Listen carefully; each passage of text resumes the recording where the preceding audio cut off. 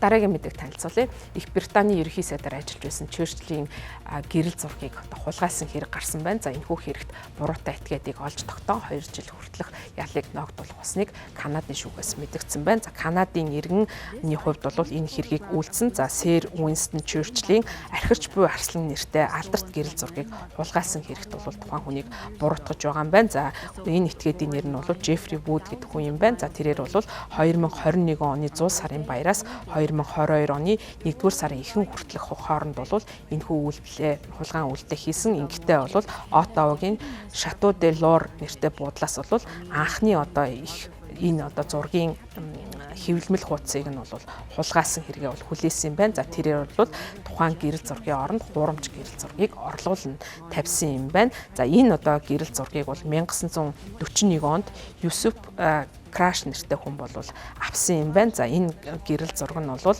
одоо Их Британий мөнгөнд тэмдэгт болох 5 фунт стерлингийн дэвсгэрт дээр байдаг зураг юм байна. За Оттавагийн цагдаа нар бол энэ хэргийг өнгөрсөн жил Италийн Генуя хотод хулгайлагдсан гэдгийг мэдлгүй худалдан авсан хувь цуглуулагчаас тухайн зургийг их хувийг нь бол олж авсан юм байна. За энэ зурагт бол тухайн үедээ 67 настай байсан Уинстон Черчиллийн Канадын парламентэд үг хэлснийхаа дараа хөмсөг зангидсан байдлаар зураг авахсан. Энэ дүрслэлийг нь бол дүрсэлсэн ийм зураг байдаг юм байна. За 2022 оны 8 сар хүртэл бол тухайн зочид дуудлын ажилтнууд бол уг зураг нь хуурамч гэдгийг нь бол олж мэдээгүй байсан юм байна. За улмаар бол Канадын хэвлэлд мэдэгдснээр тухайн этгээд бол зураг хулгайлах болсон шалтгаанаа тайлбарлахдаа сэтгцэн эмэгтэй байсан дүүдээ мөнгө олох зорилгоор бол тухайн үйлдэлийг хийсэн гэж тайлбарлаж байгаа юм байна. За шүүхийн энэ хэргийг таслан шүүсэн шүүгч Роберт Баден энэ хүнд ногдуулсан шийтгэлтэй холбогдуулан Канадын гэрэл зурагчны авсан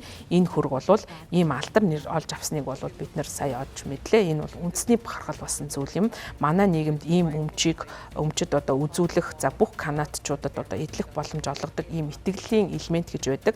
За ийм өмч хөрөнгийг хулгайж гэмтэх зөөвөрлөх нь бол энэ итгэлийг алдагдуулж байгаа хэрэг юм гэж шүүгч өөрийн тайлбартаа мэдгдсэн байна. За мөн Канадын өргөн нэвтрүүлгийн корпорацийн мэдгдснээр Шато де Лор буудлын ерөнхий менежер Женев Дюмас Канадын түүх үнэлэгдэж байгаад бид маш их баяртай байна гэж энэ хэрэгтэй холбогдуулсан шүүх ажиллагааны талаар мэдгдсэн байна. За Вуд бол тухайн хүнд бол 2 жилээс бага ийм хорих ялыг оноож байгаа юм байна. За тэрээр бол холбооны шоронд биш мужийн хорих байгууллагт тухайн ялаа эдлэхээр шүүхээс шийдвэрийг гаргасан байна. За энэ хүнийг өмгөөлж байсан өмгөөлөгч бол энэ хүн бол гэмт хэргийг анх удаага үйлдэлж байгаа учраас тэр хүнд бол шаардлагагүйгээр хүнд ял ногдуулсан гэж шүүхийн шийдвэртээ бас санал нийлэхгүй байгаа мэдэгдэж байгаа юм байна.